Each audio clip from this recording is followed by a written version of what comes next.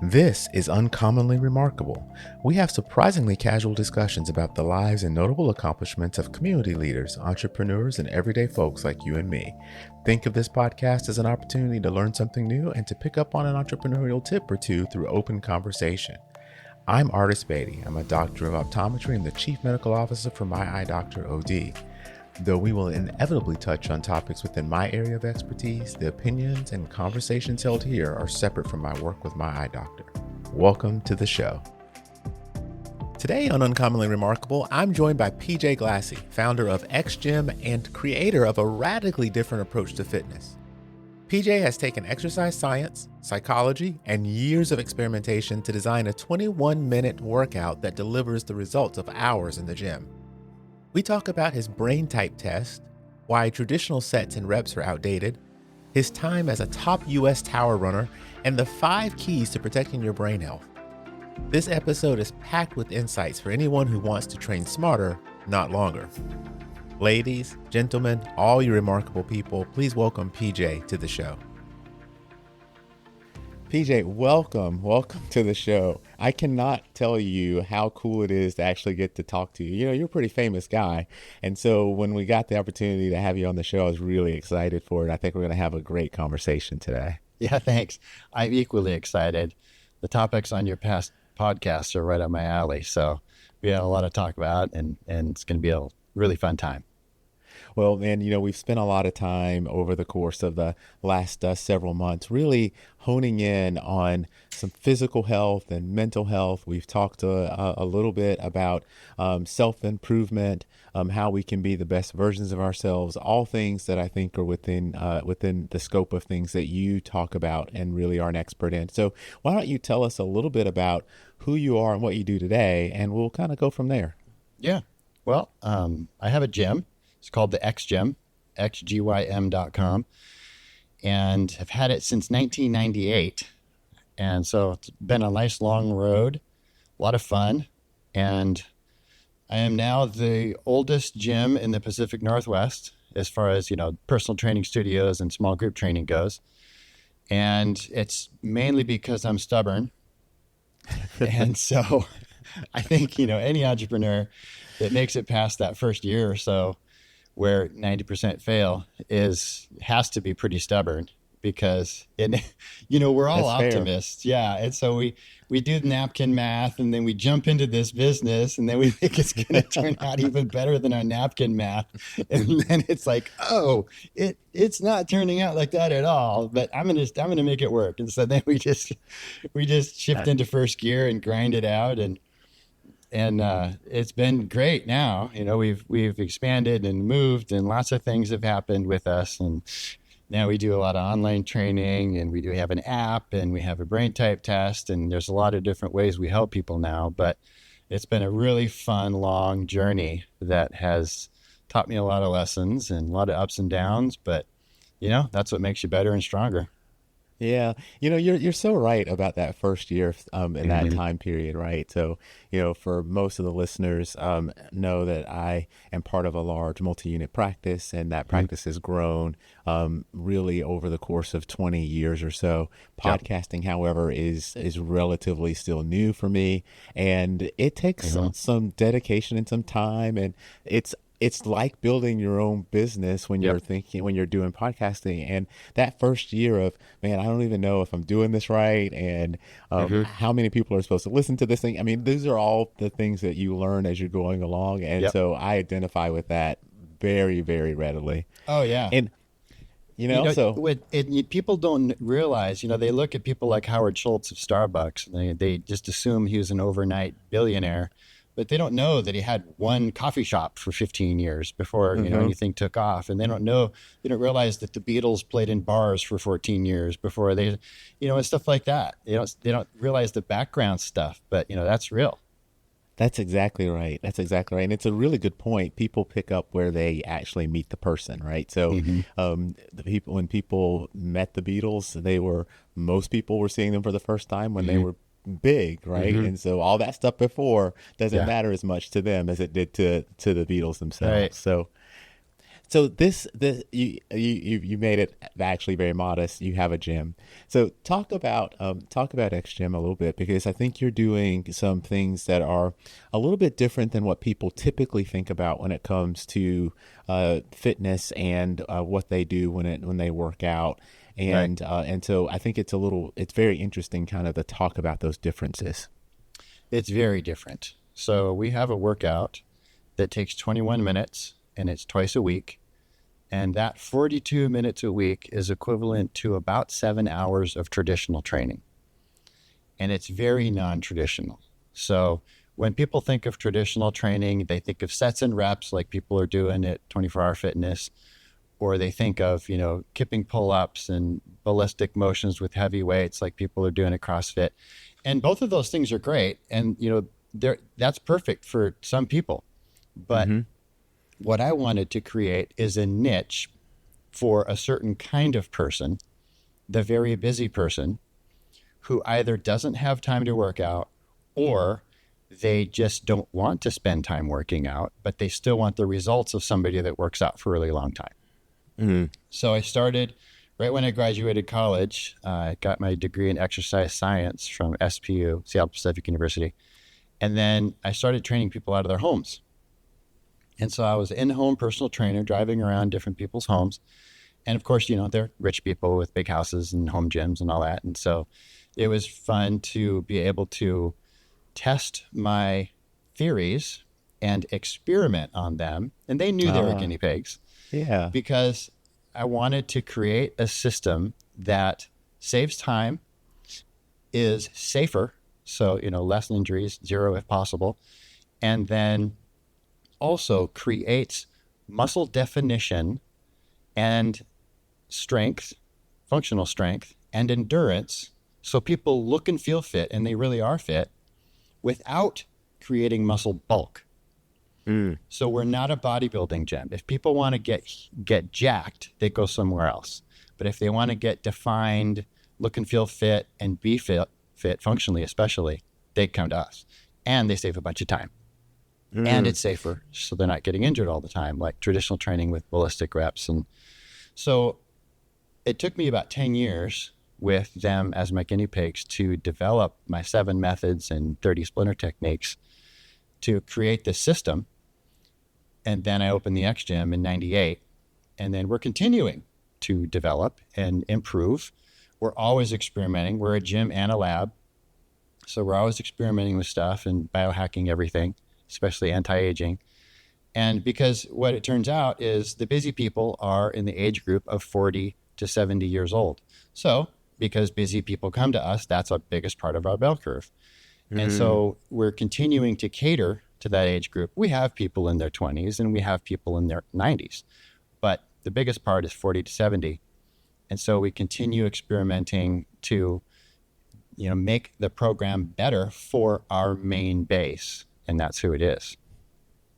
You said a couple of things that I think we should go back and talk a little bit more about. One of them is thinking about the time difference between what traditional weightlifting or conditioning would absorb in the schedule versus the 21 minutes twice a week that your program has. And one of the barriers for a lot of people when they're thinking about fitness is trying to find the time that they want to devote to it, right? Yep. And it's always a balance, but there's lots of things during the day that are not necessarily fitness that people both want and need to do. Right. And so the end result is folks kind of pick and choose. These are the things I've got time for. These are the things I don't have time for. And fitness often falls into that I don't have time bucket. Exactly. And it feels like this is an opportunity to kind of get rid of that bucket. So how is it possible for you to get the same amount of work done in such a short time? It's all about time under tension and getting to complete muscle fatigue with time under tension as the tool to get there. So what I mean by time under tension is imagine doing a squat motion that the rep takes 14 seconds. So it's 7 seconds going down. And then there's a pause at the bottom part because that's the hardest part, the best part of the range. And then it takes 7 seconds to come up, but you're only coming up 2/3 of the way up. So you don't get up all the way. You stop while there's still contraction on the muscle. And you continue doing that for 2 minutes. And then at the end of that 2 minutes, then there's extra splinter techniques that we'll do. Maybe it's knees close, knees far. Maybe it's alternate toe taps. It depends on the person. Maybe it's just a weight shift right to left or forward and back. And keep them going for 3 to 3 minutes. So it's kind of like doing Tai Chi, but with weights, light weights, because you can't do heavy weights with my methodology because it's so much time under tension. And then at the end, with the help of time and with the help of our splinter techniques, you get to complete muscle fatigue or failure, where you just can't do it. You just can't go on. And then you need help with some of the splinters that we have to keep going, to get more time under tension and more fatigue. And so the intensity is crazy, but because we're not doing fast, ballistic, snappy reps with heavy weights, it's also really safe. So we can get to that same level of failure intensity, but without the danger along the way. That's remarkable to kind of think about, because I think as I think about more traditional weightlifting, let's think about reps and sets versus say something that's more dynamic like CrossFit.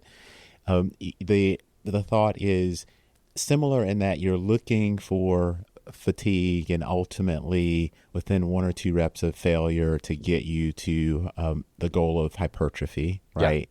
Yeah. And so you think more about added weight, longer ranges of motion, but you don't always think about the fact that at the end of the range of motion, there's very little actual tension left, right? Because you're either at the end, you're back at the resting spot for a few fractions of a second. Yeah.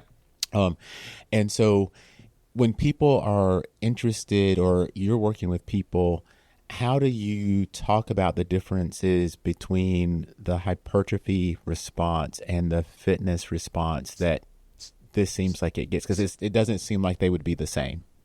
Yeah, they're not. So what a lot of people don't realize is traditional training, which is sets and reps, was invented back in 1891 by Eugene Sandow.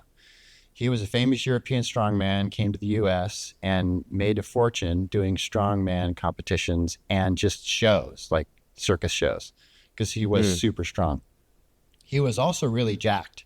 And he wasn't one of those big, obese, heavy strongmen that did also feats of strength back then. He was ripped and jacked. And so he was getting all the chicks. And men back in the late 1800s were skinny. Obesity wasn't a problem back then, but they wanted to be jacked like Eugene. And so they kept trying to talk him into telling them how he got that way, but he didn't want to because he didn't want other people competing with him. He wanted to keep it a secret. So that was a secret sauce. But they finally bribed him into it. And they said, well, you could sell it and make a bunch of money. So then he started selling his methodology, which was sets and reps. And that's when it was born. And that's what most people are still doing because they don't know that there's anything different than that. And there kind of isn't. And so they will go to the gym on January 1st and, crowd the gym doing Eugene's methods because that's all they know. And they'll either get bored because it takes a really long time, because Eugene's methods are perfect for bodybuilders and they should do that. But it takes so much time because there's multiple sets. You're doing 8 to 12 reps and then you're resting a couple minutes and then you're doing another set. You end up doing 5 sets of a certain exercise with rests in between. Just one exercise can take 10 minutes. And so, or more if you're a professional bodybuilder that's literally working out all day, every day. And so ours is one set and it's to complete muscle failure. And research shows that's all you need as long as it's true failure. But we're also doing time under tension, which is endurance. So a normal traditional set takes about 10 seconds and then you rest for a couple of minutes. So you're getting good strength benefits from that, but you're getting no endurance from that. And you're not even getting a very, very high a heart rate spike because it's not long enough to do that. But when you're doing a 3-minute set like we're doing of constant contraction with no rests at Oh, all, now we're talking about time under tension where the heart rate spikes because of the time and the intensity and the effort, and because of the constant contraction with no rests in between each contraction, which there's two ways traditional training rests. There's a rest between every contraction because momentum at the top gives you a rest because you're going so fast. And all the muscle cell needs is a quarter second to refuel. So they're refueling between every rep, and then they're resting 2 minutes or more between every set. And so that's why it's good for strength, but lousy for endurance. But if you're constantly contracting, it's good for endurance.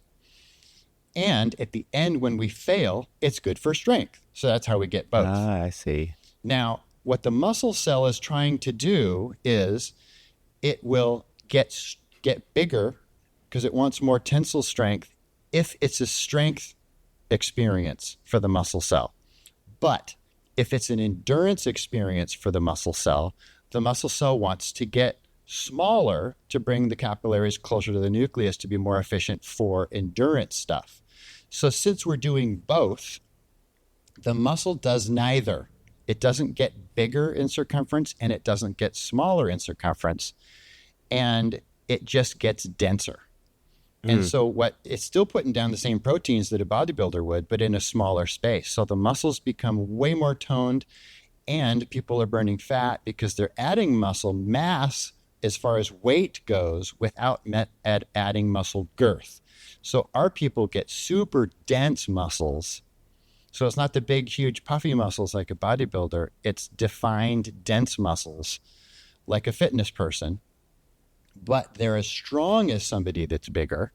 So that our people are always stronger than they look, but they just look fit. They don't look like they can lift a ton, but they just look fit, like they could go forever, and also strong because of the tone and the definition. But then when they are asked to lift a bunch, they can. That that sounds like the best of all worlds, right? Not just both, all. Yeah. In that, because and it goes back to the you mentioned functional fitness, and that really does seem like that's a highly functional way to exist. If you've got endurance or stamina, you've got strength to go along with it. You're not carrying a lot of extra bulk to get there. Right. Then it means that you should be able to do most real things in life and do them pretty well. Right. Yeah. And CrossFit is kind of in between traditional and us because you can get some pretty good size at CrossFit. And I mean, you look at the CrossFit games, for instance, and the men and women, for that matter, look like lightweight bodybuilders.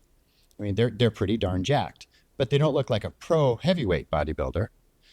And so what we look like is the cover of our people look like the cover of Men's Fitness instead of the cover of Flex.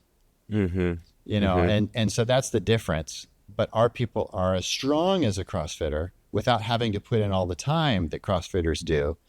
But the other advantage and another reason that CrossFit is kind of in the middle is CrossFit is more functional. If you're talking about classic bodybuilding exercises, that's not functional at all. And so they're actually detraining their nervous system and becoming less coordinated because it's a lot of isolation exercises where the machine is helping you do the range of motion and control everything, and lots of sets and reps and lots of time. So if you watch a pro bodybuilder do any sport he's never done before, he's a complete oaf, okay? Because he's detrained his nerves all day. I'm not trying to diss anybody. I'm just stating fact. Yeah. A CrossFitter is going to be able to pick up sports pretty easy because that's a lot more functional. They're doing a lot of free motion stuff. They don't use machines. They're using free weights and their own body and all that kind of stuff, which is very functional. But because it's doing a lot of ballistic motions, snappy motions, it can be dangerous. And so ours is very functional. We're not using machines. We're using body weight stuff, elastic resistance, light weights, and a lot of our own inventions that we've come up with since 98. And so it's functional like CrossFit, but it's a lot safer and it takes way less time. And a lot more endurance along with the functional fitness, and then strength because of the complete muscle fatigue. So if I were then to walk into an X gym, how would it look compared to, say, the traditional membership gym, as far as equipment or the types of things that would be there? It has a lot of our own inventions. And you would also see a bunch of ropes hanging from the ceiling that have handles on them because we do a lot of suspension training. So you're probably familiar with the TRX system Oh that yeah. has the straps and the adjustment buckles and handles and loops and things for hands and feet and doing body suspension training things. Ours are an innovation on that. They're made out of a climbing rope, and instead of buckles to adjust the height of the handles, they just have prusik knots that are tied to, which is a climbing knot, which is tied to the handles and the loops that we use for hands and feet. So the climbing rope has a little bit of give to it because it's a little stretchy, and then the handles are a lot more functional for hands and feet. And the prusik knots make it really easy to slide it up and down the rope really quick for different height adjustments. So it's kind of the same. It's just, better system for the handles and then the rope and all that stuff adds layers of safety because of the elastic nature that just make it more safer and more functional. And then, so that's one example. Another example is you'll see our quadra-slides on the wall that are padded. It's a curved pad that follows the exact curve of your spine. So you stand back against that and you put your feet out in front away from the wall.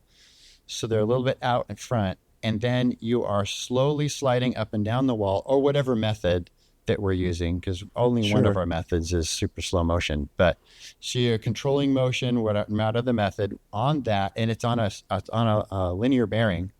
So it does help guide you so you don't fall over right to left.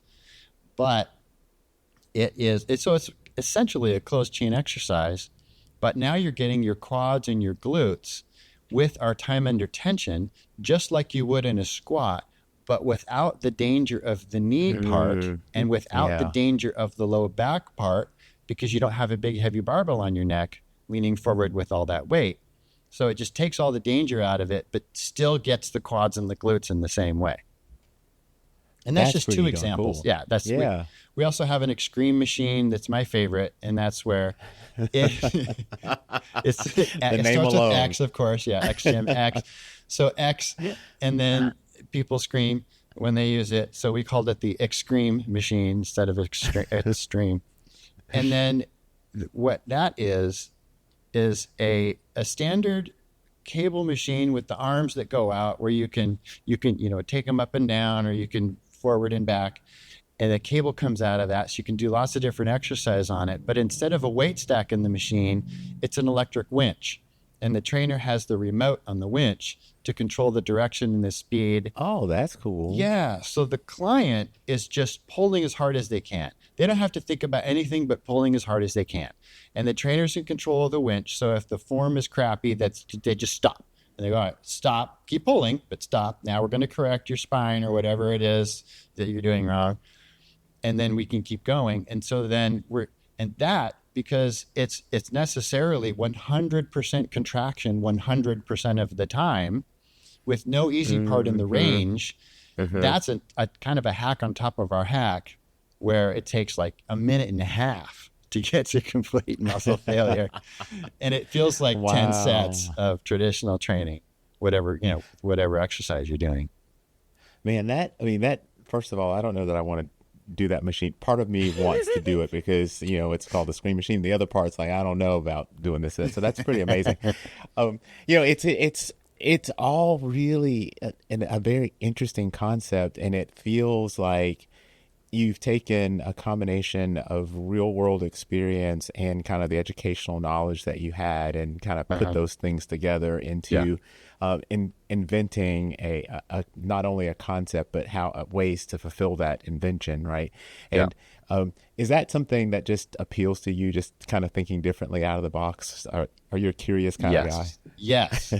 I got in a lot of trouble in school because I asked way too many questions. But I've always been curious, and I've always been super skeptical. So I don't believe anybody, including myself. And I just question everything and then want to come up with something better and, be a disruptor, but in a very scientific way. Yeah.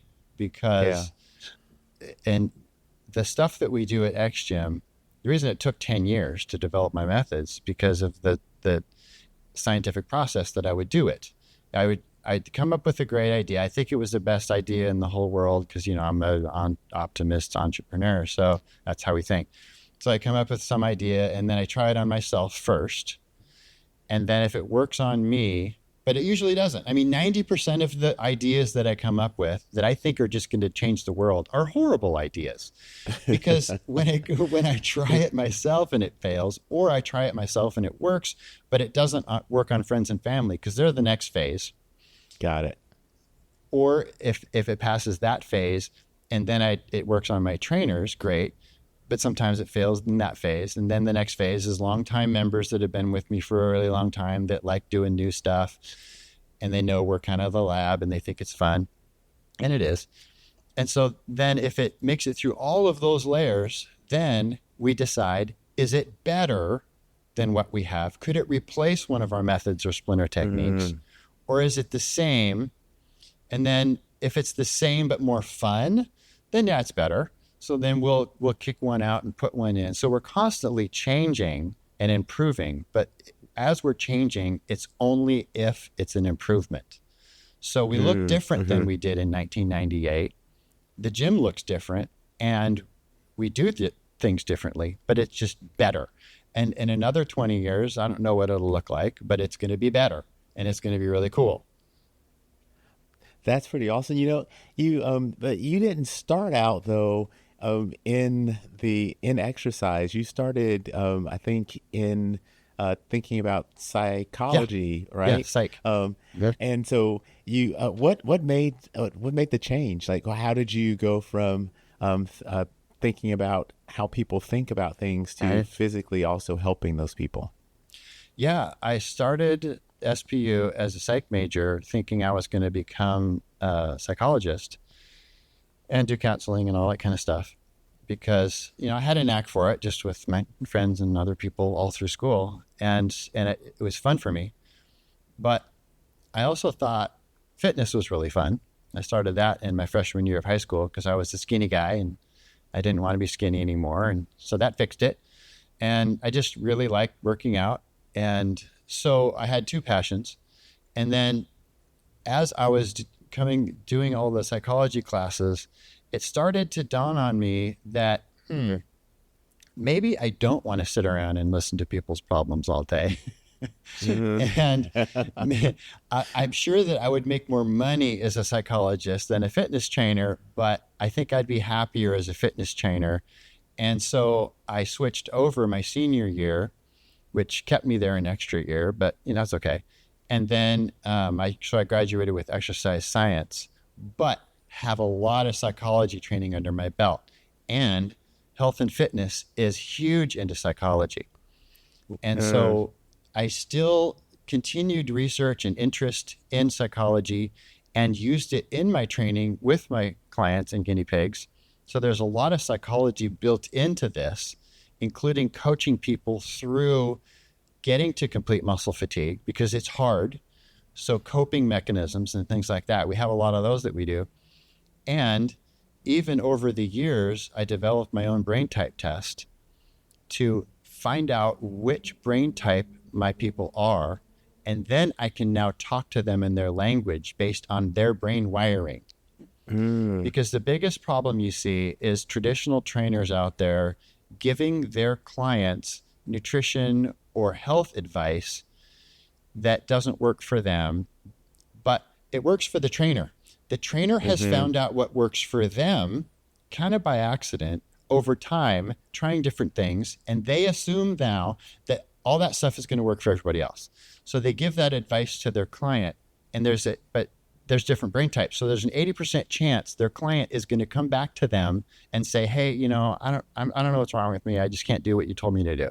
Then the trainer says, well, just suck it up and have more willpower. But the problem is it didn't make sense to the client's brain. Yeah. And so over the years, I wanted to hack into that. And it took me 5 years of, intensive study and trial and error with, friends and family, and same process. But then I came up with the brain type test, where I can figure out which of the 16 brain types someone is. And then I can give them advice customed to their wiring that will make sense to them, and advice and tips and tricks and hacks and brain training techniques to actually change their brain and rewire it based on what's going to work for their unique brain wiring. That's absolutely amazing, because I don't think we talk enough about that specific point. Yeah. In that, you're exactly right. People will often ask a trainer or a fitness influencer, And what should I do? Uh-huh. Right. And they come back with these things that make some sense, right? Like Yeah. it's based on some science or even math, calories in, calories out, do this, do that. Right. And people take that advice away and they're unsuccessful, and Yep. they think, this has got to be my fault, because look at this person. I want to be like this person. This is what they do. Yeah. They told me what to do. I can't do it. Yeah. Right. And you mentioned it earlier, the concept of boredom, which is something that really does happen to people during their workout phases.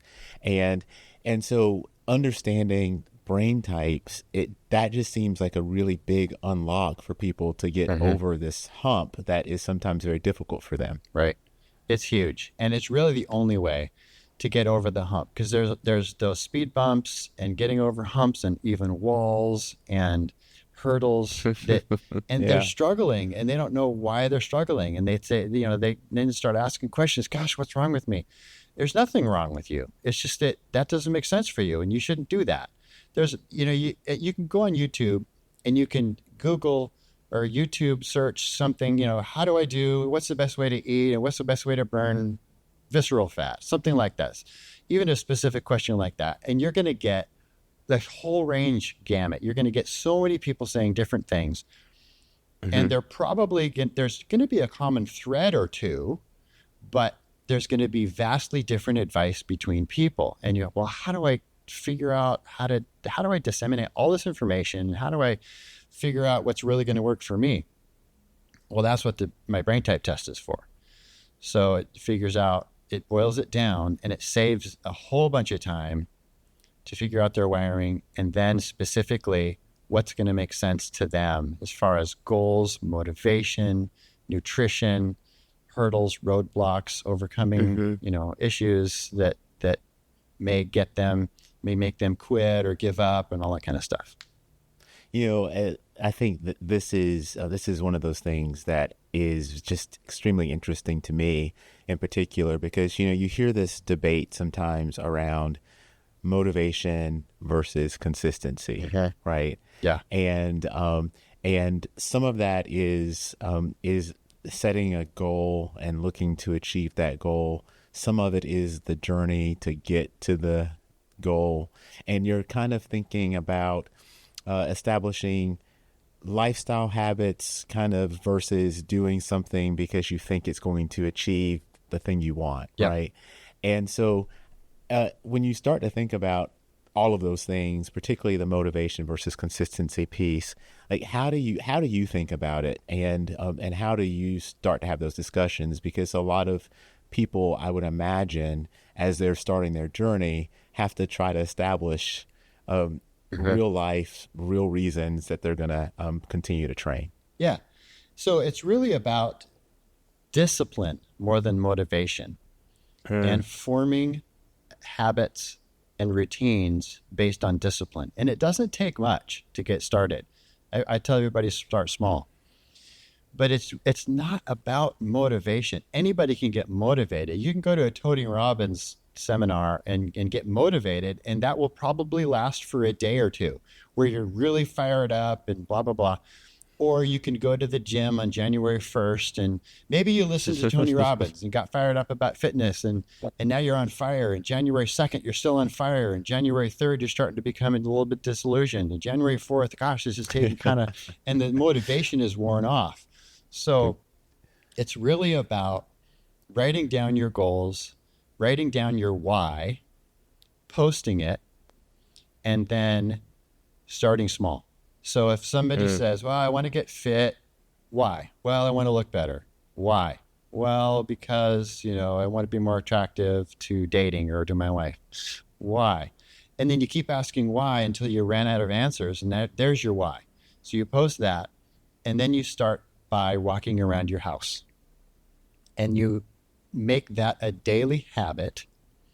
No exceptions. You just do it because that's what discipline is. But it's easy to walk around your house every day. And even if it's pouring down rain, you just take an umbrella and you walk around your house. And then when that gets easy and boring, you walk around the block and you do it every single day. And pretty soon, now it's become routine, like brushing your teeth. And it's part of that, but it's the discipline, starting with the small things that are easy to have discipline with, and just let it Mm-hmm. grow at your own pace until pretty soon you're doing something every day. And lo and behold, look at me, I'm fit. And so it's the discipline that's the most important thing. So it's sometimes hard for people who have multiple interests to actually have really good discipline, Yeah. right? Yeah. And so as a fellow curious human being, Yeah. we can get very distracted in learning new things, right? Yeah. But it can also be part of that same personality that says, well, now I've learned this thing, let me apply it. And that drives the discipline piece. But you've done a lot of things that are not just the fitness aspect, right? Like, Yeah. so you're a pilot, right? I've got to ask you about tower running, by the way, because I don't know exactly what that entails, but it sounds fascinating. Yeah. But and so I guess the point is the I think we can all conceptualize what it takes or what discipline is. I think it's much more difficult to actualize discipline without the proper checks and balances. I love writing the why because that gives you something that's physical that you can refer to drive you back to why you're doing the thing. And so then it's not the thing, it's to get to the reason you're doing it, which is really underlying how you get there. Exactly. Yeah. Yeah. It's just, So well, as far as the other stuff goes, like the private pilot part, I did that as a brain training exercise because I pick a hard thing every year that's really good for my brain. I love that. It needs to be fun, but it needs to be hard, and it has to be outside my field of expertise. So I can't pick a new brain training thing that has anything to do with fitness, nutrition, brain health, all that kind of stuff where I'm studying and learning something new within those fields. It has to be something way outside. And so my dad was a private pilot, and I already flew with him some, and that was really fun. So I knew I'd have fun doing it, but it's hard. There's textbooks and the studying, and there's ground school, and there's the hours in the air, and there's the soloing, and there's the navigation, and there's the instruments, and there's tons of stuff to learn that I really didn't know. And so, and that's good for your brain to do that. And especially when it gets really hard and you're on the verge of quitting because you're like, oh, this is so hard. That is actually where the benefits to the brain start. But people quit at that point because it's too hard. And so gutting it out, pushing through, but most importantly, realizing, okay, I'm doing this for my brain. And here's the point that PJ said the benefits start. So I'm just going to keep going because I'm doing this for my brain. And that was one of my yearly, that's just one of the ones that I picked. And then since then, just of course, recreational flying, single engine Cessna kind of stuff. And, but yeah, that was one of my brain training techniques to make my brain healthier. I absolutely love that. And so I do things that are very similar. So anyone who knows me in my real personal life knows that I don't do anything without really doing the thing, right? Yeah. So I want to learn all the stuff about it. I Yep. want to become like an expert in it. And you're right, like you pick that thing, and sometimes it gets really hard Yep. because you're thinking of all the things that you've got to learn around it. But Yep. then when you master it, you've mastered it, and now you can do a new thing. And Yes. so I totally appreciate that you Yes. do that.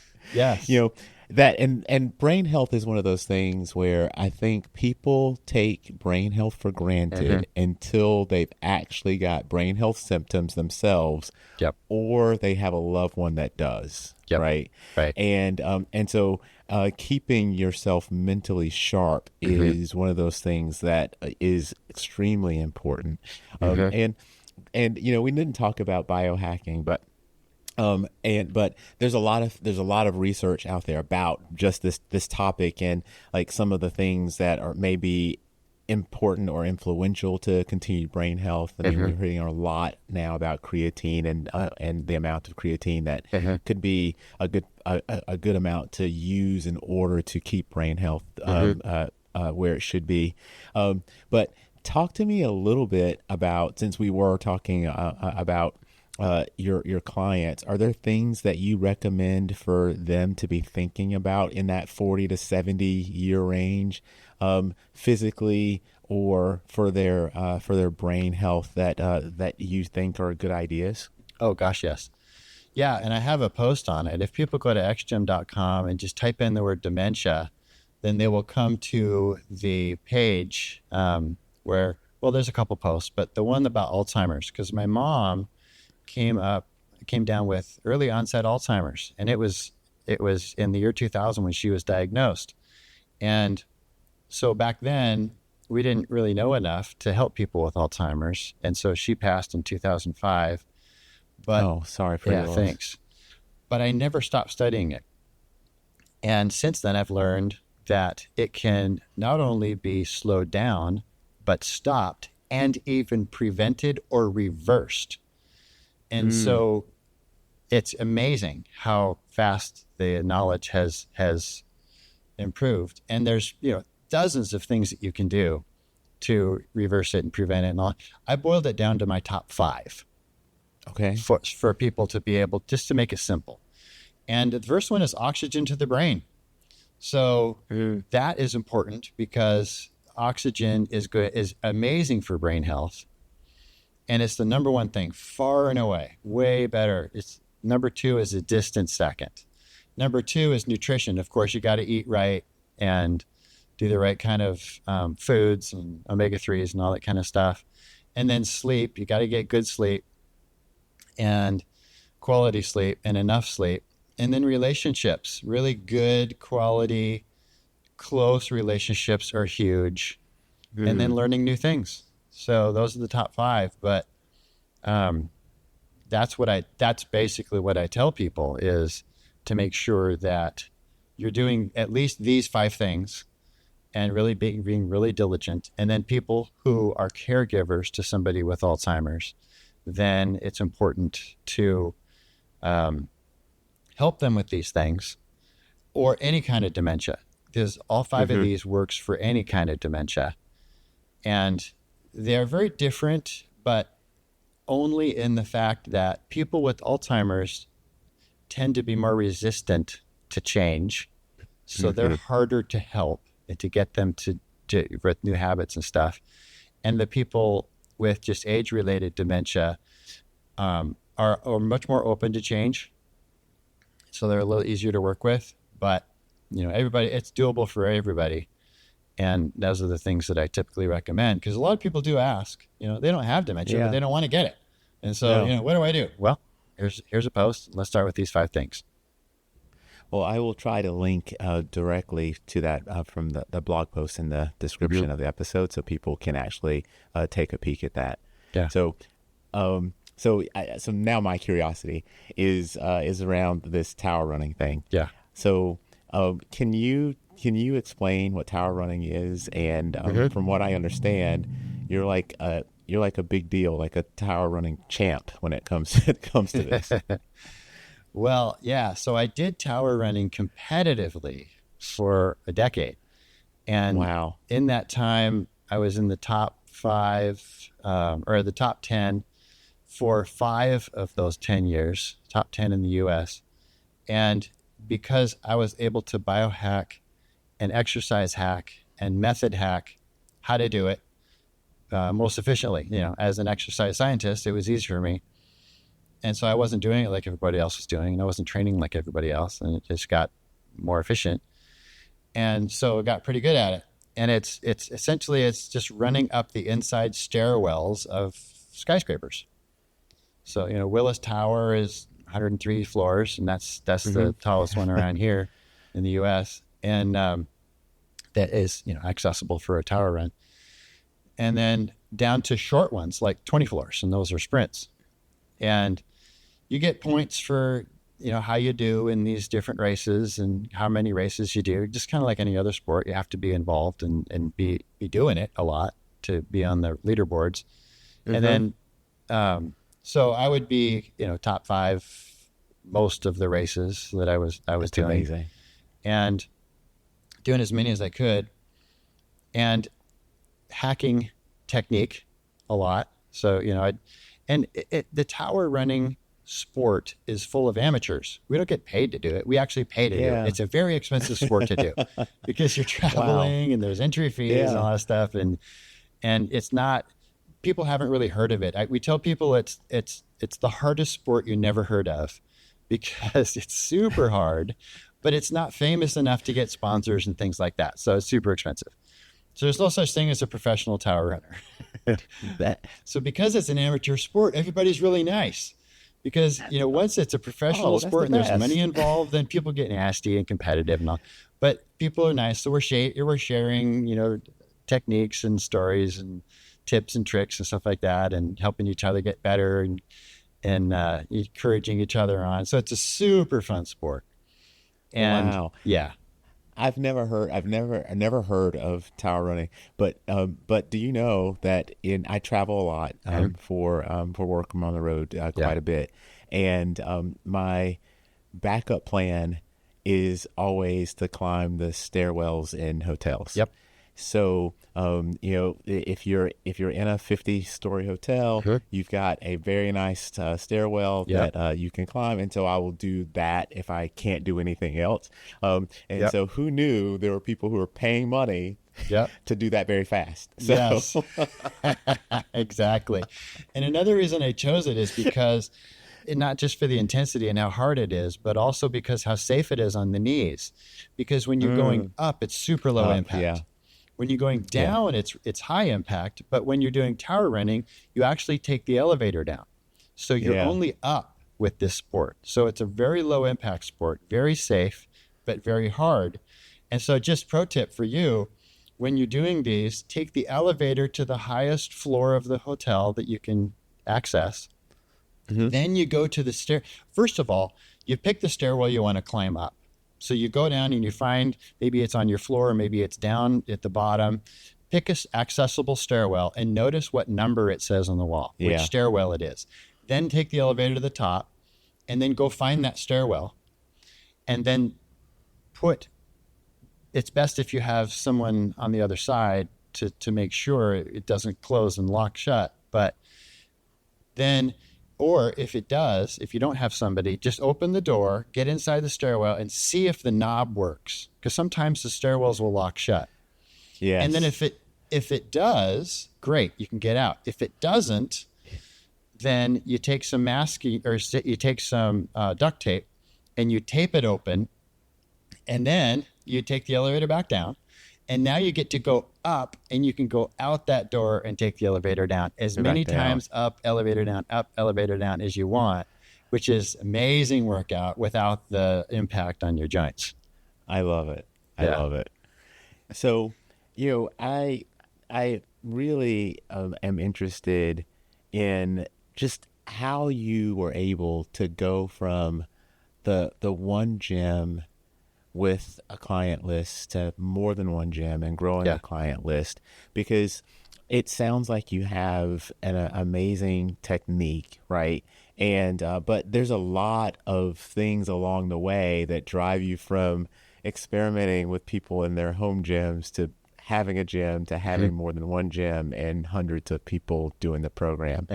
Are there things that that happened along the way that were kind of key moments that you could share? Yeah.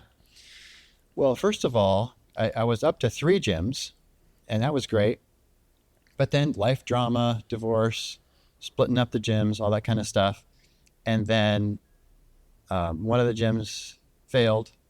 And then my 2 gyms were going great. And then the Seattle gym in 2018, the Seattle gym we were up on our lease again to renew our lease. Because gym had been open since, I guess, 2003. And it was doing great and everything. But Seattle City Council at the time was essentially communist. And so they were making it really hard for businesses to be in Seattle. And so there was this mass exodus of businesses leaving and just moving out of Seattle and getting the heck out. And so I thought, well, that might actually be kind of nice. It sounds nice to not be here anymore. And so then, I could just downsize to just the Kirkland gym. And so I'm an entrepreneur, so I'm not adverse to risk, but my wife is. She's not an entrepreneur. And so I figured, well, because I thought this seemed inspired. It's like God was telling me to do this. And so I said, well, to test this out, I'm going to ask Bev. And I'm going to take this idea to her. So, hey, Bev, I'm thinking about shutting down the West Seattle gym. And I was expecting her to say, well, that's crazy because, it's doing so well. And why would you do that? But I had a backup plan to do online training because we've been doing that since 2017. And so my plan was to shut the gym down, convert everybody over to online, continue to train them. I knew most people wouldn't probably go because that's weird. And at 2018, it wasn't a thing yet. Yeah. I mean, nobody was really doing it. They knew we were doing it, but so I knew I'd lose some, but then also there goes all the overhead. And so her response was, yeah, that sounds like a good idea. And so I was shocked. And so I go, well, this must be divine. And so then I shut it down in 2018. A lot of people switched over to online. And then 2019 came around. What's this COVID thing? And then 2020 rolled around. All the lockdowns, the West Seattle Bridge shut down. So then everybody that told me I was crazy for closing the West Seattle gym, now we're calling me up and saying, you're a genius. Are you a prophet? And Wow. I said, well, no, I'm actually not that smart. But, God had my back and he knew what was coming. So that's what happened. That's how it happened. And then, so that's how we have such a huge online arm of our business, which is like another gym. And we have an app, a worldwide app that people use. So that's like another gym. And then we have our brain type test. So there's lots of different ways to help people. So we're still helping the same amount of people, but just within the Kirkland gym and then all the other stuff. That's incredible. And so, PJ, if people have listened to this and they're kind of wondering, how do I learn more? How do I get in contact with XGYM or learn more about PJ? How would they do that? They would go to xgym.com, XGYM.com. And then if they're interested in the brain type test, then that would be braintype.me. Braintype.me.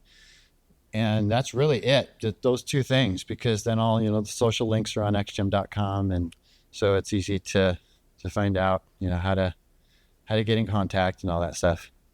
That's awesome. And you actually made it easy on me because sometimes the list of things that I have to link is really, really big. So I can actually point people to you fairly easily now. Yeah.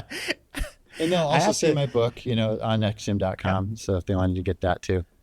That's awesome. I was going to ask you about that because I know you've co-authored several books. You have your book is available. I saw links for it on Amazon. So we'll make sure we get that stuff in there too. But I have to say I've really enjoyed having the conversation with you. It's been fantastic. I've learned a lot of stuff, and it's actually kind of cool to talk to someone who has that whole problem I have about having to find something new and get really good at that new thing. Yep. Master it, and then go look for something else to do. I love that because it's great for me, and I try to inspire other people to do it. And so it's just wonderful that you do too. Love it. Yeah.